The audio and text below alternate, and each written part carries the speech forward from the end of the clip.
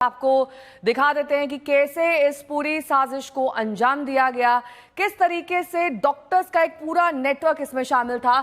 19 अक्टूबर नौगाम श्रीनगर में जैश का पोस्टर लगा, पुलिस ने इसकी जांच शुरू की तो इस पोस्टर ने आतंक के नेटवर्क का खुलासा किया। ये इनसाइड स्टोरी हम आपको दिल्ली ब्लास्ट की दिखा रहे हैं। पोस्टर को लेकर मौलवी इरफान की गिरफ्तारी हुई। ये शुरुआती दौर में सब कुछ हो रहा था। ये नौगाम में 19 अक्टूबर में ये तमाम डेवलपमेंट्स हो रहे थे। जीएमसी श्रीनगर में पैरा मेडिकल से जुड़ा हुआ था इरफान और उसकी गिरफ्तारी हुई। डॉक्टर आदिल राठर की भी इसी के बाद गिरफ्तारी हुई, जो इस पूरे ब्लास्ट में एक अहम लिंक माना जा रहा है। इरफान के खुलासे पर ही आदिल की गिरफ्तारी हुई।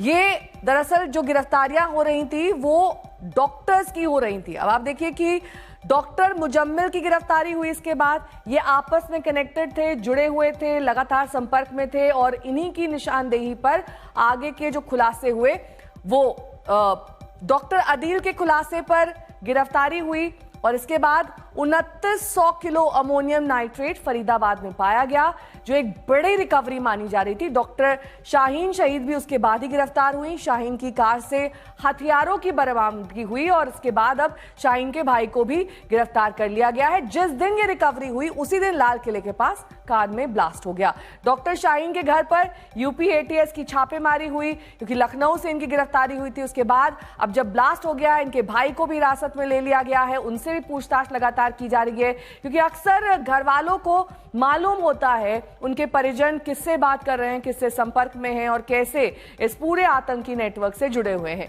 तो डॉक्टर उमर फरीदाबाद के अल फलाह यूनिवर्सिटी से जुड़ा था। इस यूनिवर्सिटी से जुड़े 3 आतंकी गिरफ्तार हो चुके हैं। फरीदाबाद मॉड्यूल में आया अल फलाह यूनिवर्सिटी का नाम और इसके साथ दिल्ली विस्फोट की जांच में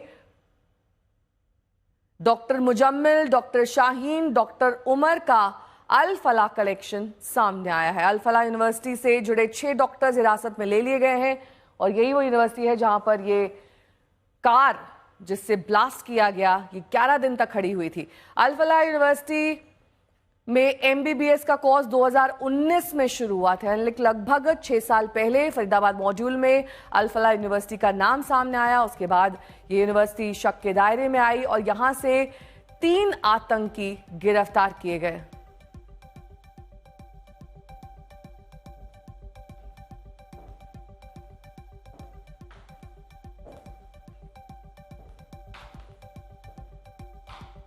तो अल फलाह यूनिवर्सिटी में 40% कश्मीरी डॉक्टर्स हैं। अब सब पर शक की सुई है कि कौन इस आतंकी नेटवर्क से जुड़ा हुआ है, कौन नहीं है।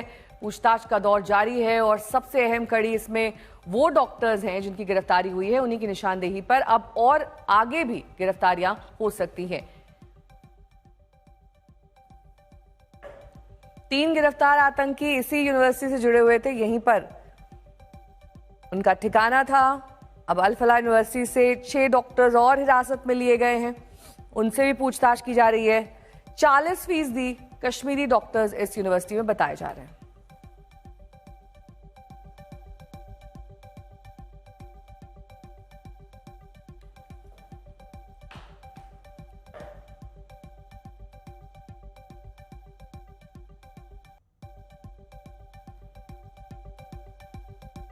अल फलाह यूनिवर्सिटी से मेरे सहयोगी आशुतोष इस वक्त जुड़ गए हैं तमाम जानकारी के साथ। क्या हम इसे आतंक का गढ़ कह सकते हैं? इस अल फलाह यूनिवर्सिटी को एक नकाब के तौर पर, एक ऐसी यूनिवर्सिटी के तौर पर जहां सब कुछ किया जा रहा था और ट्रेस होना मुश्किल था, ऐसी यूनिवर्सिटी के तौर पर नाम दे सकते हैं या फिर ये जल्दबाजी होगी?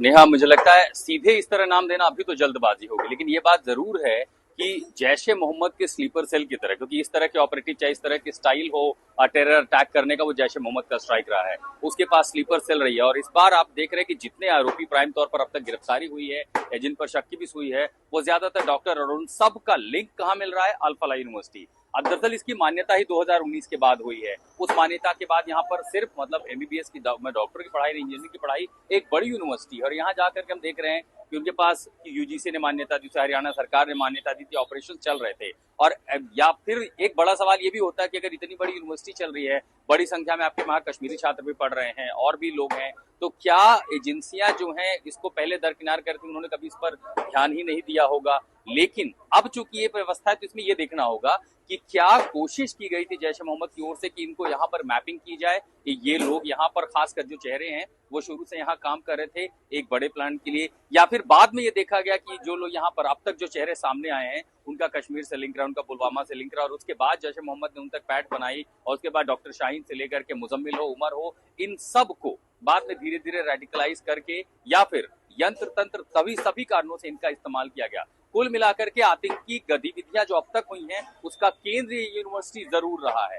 अब यहाँ पर 52 लोगों से अब तक पूछताछ हुई है। उन 52 में क्या गिरफ्तारियों की संख्या बढ़ेगी, और भी जो दूसरे छात्र हैं जिनका कहीं ना कहीं कोई लेना देना है, जो वाइस चांसलर है उनसे तक यहाँ पर पूछताछ हुई है, बातचीत हुई है, अभी पूछताछ का सिलसिला जारी है।